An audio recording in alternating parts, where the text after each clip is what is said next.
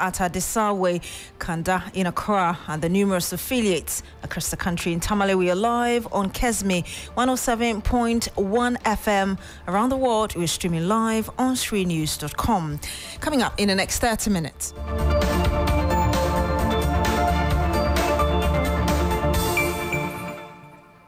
Fresh calls to make special allocations of the district assemblies common fund to assembly members as the new assemblies are being inaugurated across the country. We are live with our reporters. Also in this bulletin, Tertiary Education Workers Union gonna remain on strike over government failure to address vehicle maintenance payment, despite reaching resolutions on Tier 2 contributions. Plus, Begro chief hauled before Achim Ebuakwa Traditional Council over John Mahama endorsement. We have more for you.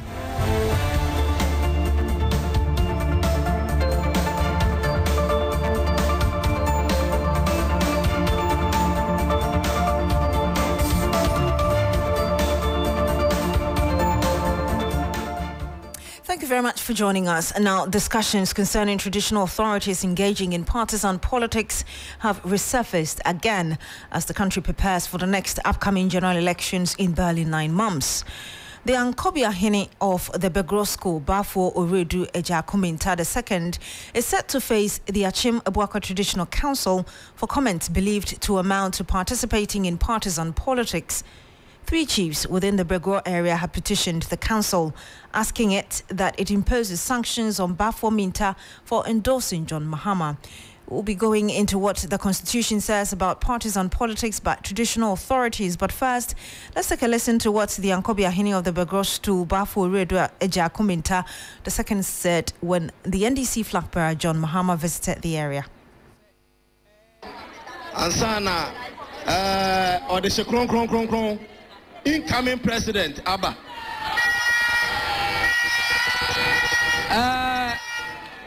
Mestre, yasi enfa anuhunu enkomeka.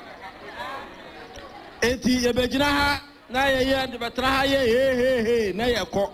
Enye no na ye hwehwe. Ni aye hwehwe no ane se yebeyusu yensai.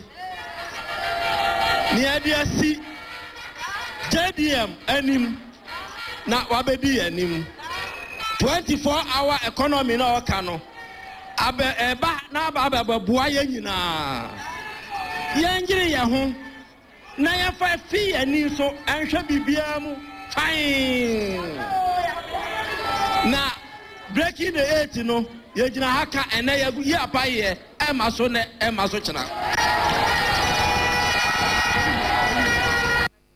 And you heard that the chief of Begro, Bafo Redu Ejakuminta II, in Chi and in summary, he was saying, well, welcome our incoming president. He's in. We shouldn't just talk. We should use our thumbs to vote for him to become our president, and also expressed his optimism as regards the 24-hour economy, the idea the former president is preaching if elected, to implement if elected president come December this year. Now, let's bring you some more. Ghana's Constitution and Chiefs and Politics. Article 2761 of the Constitution states that a chief shall not take part in active politics, party politics, and any chief wishing to do so and seeking election to Parliament shall abdicate his stool or skin. Now, the Supreme Court in the case of Elom Kwame Goni versus Attorney General stated that it is unconstitutional for chiefs to endorse candidates or their party.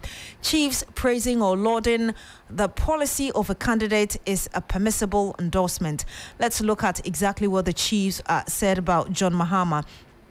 Now, the chief is being accused of dragging the Begro stool and people of Begro into partisan politics. And like I said, we'll get some more on this. Our Eastern Region correspondent, Yvonne Nikwe, is on the beat. She joins us live on the line. Yvonne, has this hearing started, and what more do we know about this case? Well, Beatrice, the proceedings couldn't come on today. We're told that it has been postponed, but the particular date is yet to be officially communicated to me. I'm actually at the palace right now. The place is quite very empty and silent. We do know that just over the weekend, there was a funeral ceremony that went on. So I'm sure that that could be part of the issues that the state couldn't sit on this case. But we'll be following through to check the dates for the proceedings to ensure that our listeners do have the details of the developing story. So the chiefs are taking an action against this very chief that we talk about. Do we know exactly what the consequences could be for this very chief who's publicly endorsed the former president? Well, Beatrice, would have to be checking what the Chieftaincy Act says on chiefs who openly participate in partisan politics and what the laws of our country state on those issues. We do know that over the years, you've seen chiefs made pronouncements. We're not sure exactly the laws that the Ottoman Traditional Council would be using, or probably they'll be resorting to the two allies I've mentioned. But these are the areas we're thinking that they'll be resorting to ensure that whatever the decision is, they make it available. So my understanding is that the chiefs, even if they have specific areas they may want to consider in punishing this man, they would obviously consider the Constitution and what it says. Of course, beyond what lies in the bosom of the Traditional Council, they would also have to ensure what the chieftaincy law says and what the Constitution says, because beyond the tradition, there are laws that guide the chiefs in whole. So exactly what will be the Chieftaincy Act in consideration, and of course the laws of the state that bars chiefs from openly making pronouncements for political parties. Thank you very much, Yvonne Nikwe. She's our correspondent in the Eastern region. I'm joined by political analyst Dr. Jonathan Asante-Okyere. Good afternoon to you, sir. Thank you for joining us. Good afternoon. Would you say that the Traditional Council is being selected because this chief would not be the first to campaign for a candidate? Good afternoon once again to your listeners and to your good self. As for selectiveness, there is no doubt about that, because you are all aware of the proliferation of species of that nature within our body politics, especially when we are getting close to elections. And you know that, you see, some may have had their own affiliation to one particular party or the other before they were professionally installed. And so sometimes, things of that nature do happen. And so, as far as I'm concerned, they are overly being selective. And maybe I don't want to impute some kind of political motive even on the part of the Traditional Council itself. For which reason I will just say that certainly they are being selective, because we have a proliferation of this. Unless maybe we want to start from somewhere as Traditional Council so that it becomes a lesson to all and sundry. Other than that, it reinforces the perception of selectivity. They are being selective. You agree on that note, but what about there could always be a first time to implement what the Constitution says, and the Constitution is very clear. Yeah, so that is why I suggested that if they want to, make it as a first time campaign, then they must be ready to ensure that they are consistent, because that in itself, that decision in itself, is something if you are not consistent with, then others will come at you, and that will lead to a denigration of the Traditional Council itself. And once that Pandora box is open, I don't see how they will be able to close that. So you think that they are starting something that they cannot sustain? That's what you're saying? Certainly, because Amotio for repaying himself, in time past, passed certain comments that seem to suggest that he is in support of his relative, that is the president. And so, is this the case that this is just a small fly in the pan, or which reason you want to set an example with him? Dangerously so is the term of the Traditional Council, especially if this person is a fly in the pan. And that in itself will equally incur the displeasure of the NDC, no two ways about that. If somebody else should endorse Dr. Mahama from their enclave, would they be able to do so or do same? That is the problem of consistency. And as much as this particular chief was too obvious and he was, let me say, a bit, he went a bit too far with respect to his support. You see, sometimes we need to also gauge the political atmosphere. I think that it is a bit politically unstrategic on the part of the Presidential Council, who cannot read signs on the wall that, look, in as much as we have the right customarily to summon this particular chief, we equally have to gauge the sentiment of the ordinary Ghanaian. You see, it will, you ought to have the understanding that as it stands now, there is a strong wind that is blowing. People are really hungry and angry. Now, if this particular chief spoke the mind of the ordinary Ghanaian in Begro, you could see the cheers that he was getting. So, notwithstanding the fact that he occupies, a traditional stool, the people vociferously, supported the claims that he was making. That in itself, you ought to gauge the atmosphere and know that as a traditional council, if you're not careful and later on you're not consistent, your subject will disrespect you and they will come at you. That is something that they have to be very careful with. And right. Finally, they also have to know that do something otherwise or something that will be in a distaste of the major opposition party. Once they win the election, it has its own ramifications. And you know that in politics, you cannot take vindictiveness from it. They can be very vindictive. And that in itself ought to be something that they ought to consider in the way they handle this particular affair. I would have preferred that they would have called him behind the scenes to repudiate him and probably ask him to do certain things. We'll have to end it here. Thank you very much. Dr. Jonathan Asante-Okyere, he is a political analyst. Thank you for speaking to us now. Speaking of the NDC and former president and 2024 flag bearer of the NDC is urging minority member of parliament to be vigilant and resist draconian policies the government intends to introduce in its final lap as elections are due in 9 months. Addressing a retreat of the NDC MPs in Ho, John Mahama commended the MPs for standing up to the government in fighting harsh conditions imposed on Ghanaians. I know that you have only in the last few days returned to Parliament after the Christmas break to continue with important business of state. Your return is opportune and timely as it affords you an opportunity to maintain even greater vigilance and oversight over a government that is increasingly becoming desperate and will no doubt be attempting to ram draconian policies down the throats of Ghanaians. On the evidence of what we've seen so far, I believe I speak for the generality of Ghanaians when I say that you in the minority have lived up to expectation. And you've done this by putting in valiant efforts to check the excesses of this government. You've stood firmly and pushed back against blatant abuse of parliamentary rules and standing orders. You've held this marauding government at bay and fought against their very unpopular policies. I must remind you not to lose sight of the fact that you, as minority members of parliament, have become about the last bulwark between an overbearing and desperate and non-performing government and the people of Ghana. And you heard former President John Mahama there. You're still here on the Midday News on 3FM. My name is Beatrice. We're still ahead. Fresh calls to make special allocations of the District Assembly's Common Fund to Assembly members as new assemblies are being inaugurated across the country. We'll also bring you that story about TEWU members asked to remain on strike. Stay with us.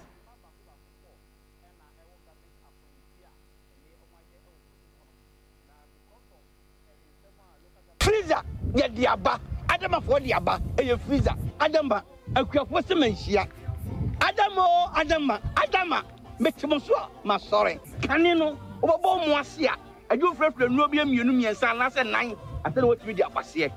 Adama for Adna Kwafon, who said, yet the Druba Cope, a ship we be a high technology, I could for freezer, when Kwan, and once open your 15 letters. No fugum, what's ya, no fugum. What the boss here, if you be any of us, you have got to say, over Timono. Then we sure say, woman shown task here. Then what's enough for now? Freezer, Umpa went up a day. Freezer, Dacia, a basson do so among. amoniaje omutina me wasika omutina me me di me nyina duru bia so me dum adama with that adama no kuya adama you can't resist obenya adama West Africa for adwe bi we baby biara ye ton kraye ho adwu afi kayo ne kenkan enchoya ewo adre ho. Yes, so here on the Midday News on 3FM. Thank you for staying. Now, the Upper West Regional Police Command has arrested 4 more people in connection with the murder of the CEO of Cozy Hill Hotel in Jirapa. This brings the number of suspects arrested to 5.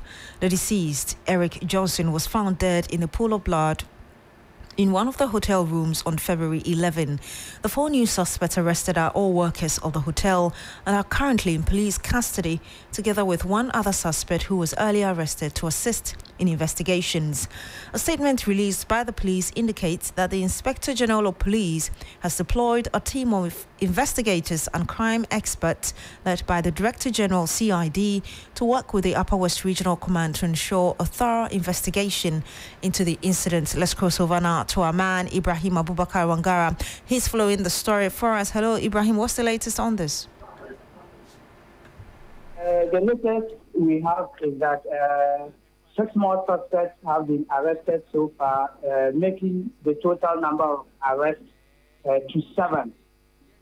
These suspects names Duku Foster, Brema Kasim, Beyo Felix, Michael Kunije, Kumbata Kweku, Charles Tuozier, and Seva Nove. These are the 7 people in number that has been arrested, assisting police in investigation surrounding the circumstances leading to the death of Mr. Eric Johnson.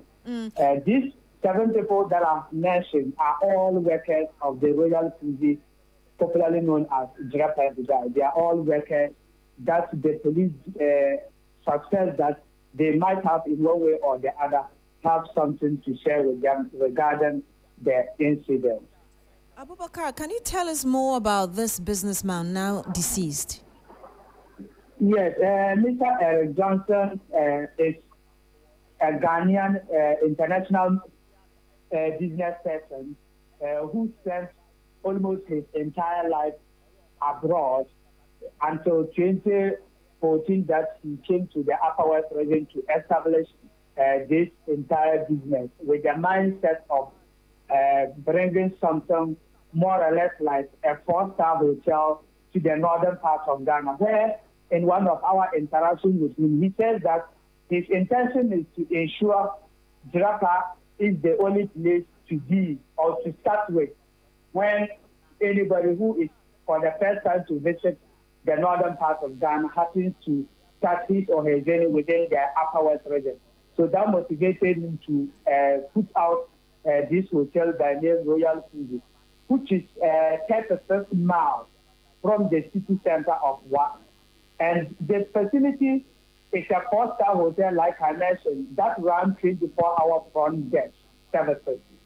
And it also has a 4-kilometer safari park with various kinds of animals that you can find in the zebras, artificial lake with fishes, aqua activities, games, among others.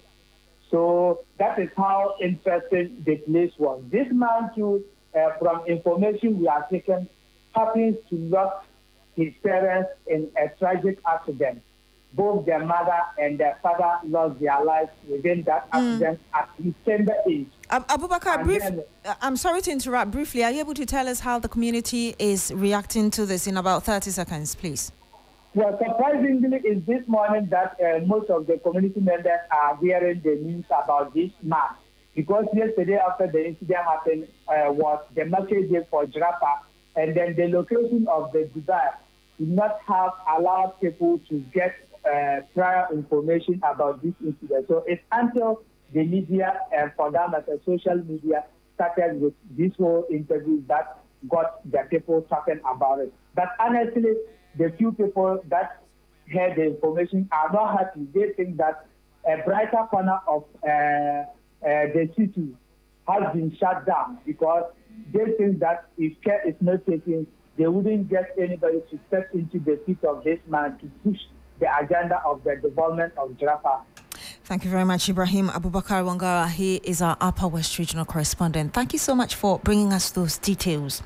Now, the official inauguration of the district assemblies is taking place this afternoon alongside the swearing in of newly elected and appointed members of the Metropolitan, Municipal and District Assemblies. The process is part of efforts to deepen local governance and decentralization to promote participatory decision-making at the local level. But there are concerns as some Metropolitan, Municipal and District Chief Executives were sacked by President Akufo-Addo a few days ago, leaving some assemblies vacant. Crosby Annan is observing the ceremony for us in Accra. He joins us live. Crosby, where are you? What can you report? Right, Beatrice, thanks for having me. So currently I am at the Accra Metropolitan Assembly, and this is where the inauguration of the officials is happening. Just gone by was the Mayor of Accra, Elizabeth Saki, addressing the gathering and also charging the officials, the elected, the appointed officials, to be circumspect as they carry out their duties. She's been advising them to not to, if you like, disappoint the electors, charging them to live to the expectations of the people who voted for them into the various positions that they are occupying, encouraging them not to be moved by undue favors, and charging them essentially to work as hard as they can to make the encouraging and safe place and a better place for all of us. Currently speaking is the Chief Justice, former Chief Justice, I should say, Federal Week, and she's also been talking about the need for proper decentralization and how much of the role, how important the role of an assembly member, if you like, is in the scheme of things in the country, Beatrice. Thank you very much, Crosby Annan, bringing us those details there. In the Ashanti region, Ibrahim Abubakar is on the beat. He also joins us live now. Ibrahim, tell us where you are and whether the inauguration has started. We are at Park, where the Kumasi Metropolitan Assembly is doing its inauguration and swearing in. In fact, they just finished some few minutes ago. They have gone back to elect the presiding member, and the Minister for Rural Government, Decentralization and Local Development was here. Damboche, he graced the occasion, and he charged the assembly members to go by their core mandate of doing everything possible to bring development to the area. But this is a topic that also generated some form of debate, because for most of them who were retained were complaining about even the delay in releasing common funds to the various assemblies. And if government truly wants them to go by their mandate, then it also has to do its part of releasing the common fund on time, so that they were able to put in requests to the assembly, get some of the funds, and bring the needed development to their various areas. So that has been the concerns for the assembly members. They want to see this change. Then another concern that the minister himself observed has to do with, still we've been talking about the low participation of female in the body politics. And he's saying even for you to get more female putting themselves up for election is another issue, and also electing them is also another issue. Here at KMA, out of the 40 elected members, we only had 2 female, and the assemblies was excited because this is the first time they are getting female representation. Thank you very much. When did hear Ibrahim Abubakar, he is our Ashanti regional correspondent. Meanwhile, Executive Director of the Chamber of Local Government, Dr. Richard Fiadomo, is asking for an allocation of a share of the District Assembly Common Fund for development in the electoral area. And they can now do their administrative and also perform their legislative functions. So that's why, as a chamber, we're happy to hear His Excellency John Dramani Mahama say he'll cut down his ministers to 60, and he'll use the difference to make sure that he pays assembly members consolidated allowances. So we are waiting to see that to happen if it's not a mere political rhetoric. It is also to the extent that if you look at the assembly members, they are supposed to be the representatives of the people. Yet we have a district assemblies common fund that is meant for development at the MMPs. We have a situation whereby members of parliament are ex officio members of the assembly, yet they are entitled to about 8% share of the DACF. Unfortunately, assembly members who are bona fide members of the assembly members who are the direct representatives of the people in their respective electoral areas, do not even have one person allocated to them in terms of the DACF. And for me, I think that is most unfortunate. We think that, yes, we agree that the Constitution allows the MPs to come out with a formula. And there's a saying that if you are in the kitchen, your mother is in the kitchen, do not go hungry. So the MPs have taken some share, should know, and they should make sure that some of those funds are also allocated to the development agents who are the assembly members, so that they can also do some level of development. It is the reason why the generality of Ghanaians are not interested in the district level elections. And you had Dr. Richard Fiadomo. He is the Executive Director of the Chamber of Local Government. Now, the Teachers and Educational Workers Union of Ghana has directed its members across the country to continue with their strike despite reaching a resolution on the payment of their Tier 2 pension contributions. TEU, together with Senior Staff Association of Universities of Ghana, the Federation of University Senior Staff Association, and the Ghana Association of University Administrators, embarked on an indefinite strike to demand their Tier 2 pensions among other conditions of service. After a series of negotiations with the government, the unions last Friday suspended the industrial action, citing government's decision to pay the pension arrears. However, barely 72 hours after the suspension, TEU has made a U-turn, urging its members to remain on strike. In a statement, TEU cited failure by the employer to address the issue of vehicle maintenance allowance as the basis for its action. I'm joined by Suleimana Abdul Rahman. He's the national chairman of TEU. Good afternoon to you, sir. Thank you for joining us. Good afternoon, and thank you so much for having me. And to correct the pronouncement of our acronym, it is TEU Ghana, that is TEU GH.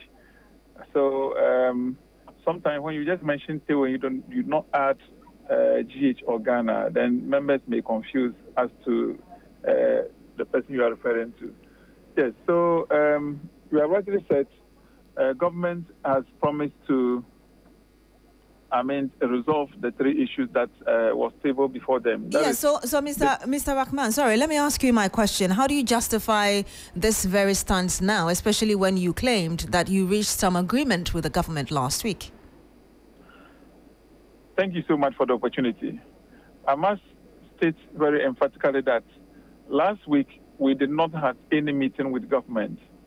What happened was that after we declared a strike on 1st February 2024, government, approached us not in a formal meeting way, but on a phone conversations that our brothers, which is SSA UOG, and then GAWA was on strike on the same issue, and that they were thinking that as they are going to resolve this issue, we could have just exercised patience and then hold on. And we said that, no, we couldn't have done so because the issues is not just the Tier 2 pensions funds. We had three issues. The first issue has to do with the Tier 2 pension funds payment to the fund managers.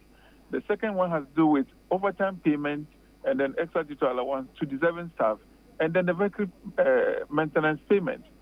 So we told them that, we were not going to call off the strike until they direct the public universities to make sure that they pay qualified staff of this vehicle maintenance allowance. And let me explain this.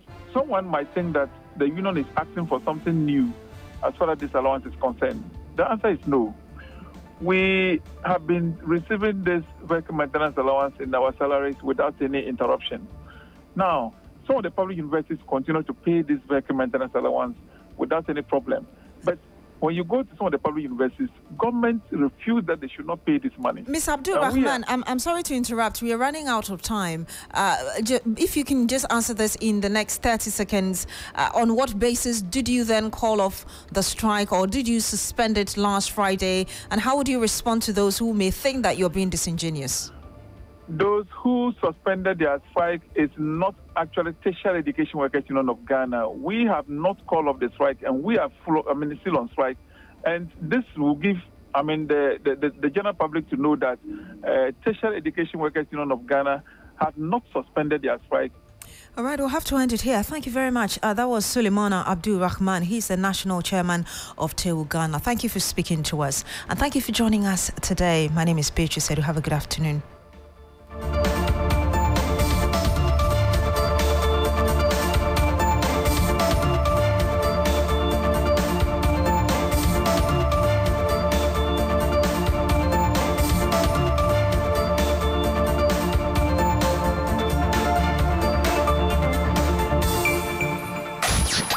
Accra gets busy on this frequency. 92.7 3 FM.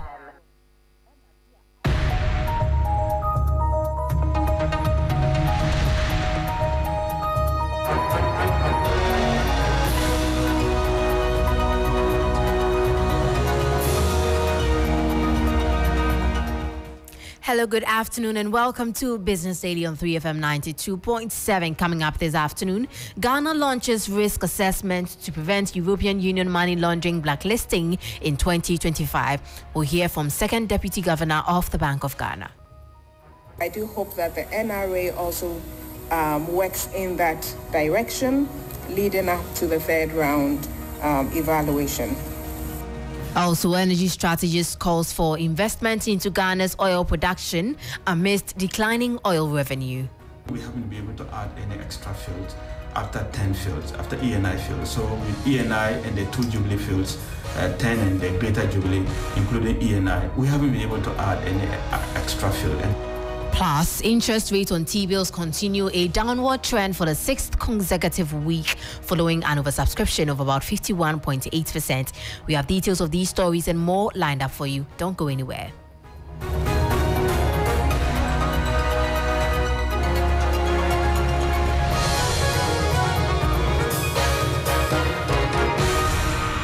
Thank you for your time. Straight to our first story. A national risk assessment on money laundering and terrorism financing is currently underway to evaluate the country's readiness to prevent blacklisting by the European Union. The European Commission's Financial Action Task Force on January 7, 2022 removed Ghana from the EU blacklist, recognizing the country's efforts in addressing strategic deficiencies in its anti-money laundering or counter-terrorist financing regimes. Speaking at the opening of the pre-assessment workshop held in Accra, Second Deputy Governor of the Bank of Ghana, Elsie Addo, expressed optimism that Ghana would successfully pass the third round of evaluation. National risk assessment that we've all gathered here to embark on is going to require a lot of time and concentration and focus and deliberateness to be able to assess ourselves in a way that a third party would assess us, so that hopefully we will stand the test next year. No doubt this process would require resources, human resources, all of you gathered here, and your teams in the various organizations you represent, your expertise, a lot of coordination. The way in which we got off the adverse listing was really beautiful. The interministerial committee chaired by the Honorable Finance Minister coordinated all the MDAs involved in this process, and it was just done with such unity of purpose. And so I do hope that the NRA also works in that direction, leading up to the third round evaluation. That was Second Deputy Governor of the Central Bank, Elsie Addo Awaji. Away from that, energy strategist at Eureka Energy Solutions is calling for additional investment into Ghana's oil exploration to boost production. The country has not been able to increase its oil fields decades after discovering oil. Ghana's oil revenue has been on the decline, with over $400 million drop in 2023. After extracting oil for almost, more than 10 years as we speak now, we are struggling to cross 200,000 barrels of oil per stream day. A couple of factors could have been accounted for that. One, we haven't been able to add any extra fields after 10 fields, after ENI fields. So with ENI and the 2 Jubilee fields, 10 and the Greater Jubilee, including ENI, we haven't been able to add any extra field, and that has been a key factor. Yes, whilst we cannot do much about the international oil prices, the dynamics and the geopolitical happenings within the international space, we do have control, like I mentioned earlier, on how much we can churn out. And the only thing that we can do probably is to invest more. I think that's the only credible conduit to changing the fortunes of our upstream quagmire or dilemma or upstream inertia, so vis-a-vis the production numbers that we churn out. Yeah, so That was energy strategist at Eureka Energy Solutions, Dr. Yusuf Suleimana. Away from that also, Ghana's automotive policy is to leverage the entire value chain of the industry. Deputy Minister for Trade and Industry, Michael Otri-Befi, has said the government is targeting investors into vehicle component manufacturing through an automotive component manufacturing development policy. This, he noted, is to ensure sustainable job creation and employment in the sector. In establishing Ghana as the vehicle manufacturing hub within the sub-region under the Ghana Automotive Development Policy. The Ghana Automotive Development Policy seeks to promote the development of the whole automotive industry, which will encompass the entire value chain of the sector. The automotive assembly and the component manufacturing industry is a key strategic sector universally recognized for the stimulation of economic growth and transformation, and a powerful driver of skilled employment. To take the full advantage of the automotive industry, the government is in the process of developing an automotive component manufacturing policy. This is to attract investment from component manufacturers to feed into the local automotive industries while supplying aftermarket components across the sub-region. You heard the voice of Deputy Minister for Trade and Industry, Michael Otri-Befi. Now we take your attention to T-bills because according to the latest auction results by the central bank, government secured about 6.86 billion cedis via treasury bills with about 51.8% oversubscription of its target, which was 4.58 billion cedis. A chunk of the bids were from the 91-day bill, followed by the one-year bill, for which bids worth about 2.28 billion cedis were tendered and accepted. For the 182-day bill also, all bids tendered worth 1.62 billion cedis were accepted. Interest rates, however, remained on the path of decline for the 6th week running. That of the 91-day bill went down to 28.29%. That of the 182-day bill also declined to 30.43% from the previous 31.39%. And the one-year bill also reduced to 30.99% from 31.39%. Government seeks to borrow about 4.86 billion cedis via treasury bills this week. Well, before we go, let's take a look at some of our headlines for today. And Ghana launches risk assessment to prevent European Union money laundering blacklisting in 2025. We heard from Second Deputy Governor of the Central Bank. Also, energy strategist calls for investment into Ghana's oil production amidst declining oil revenue. Plus, interest rates on T-bills continue a downward trend for the 6th consecutive week following an oversubscription of about 51.8%. And that brings us to the end of Business Daily here on 3FM 92.7. Can you log on to our website www.3news.com for more business stories? My name is Manu. Afful. Do stay tuned. Black Rasta will soon join in for Urban Blend.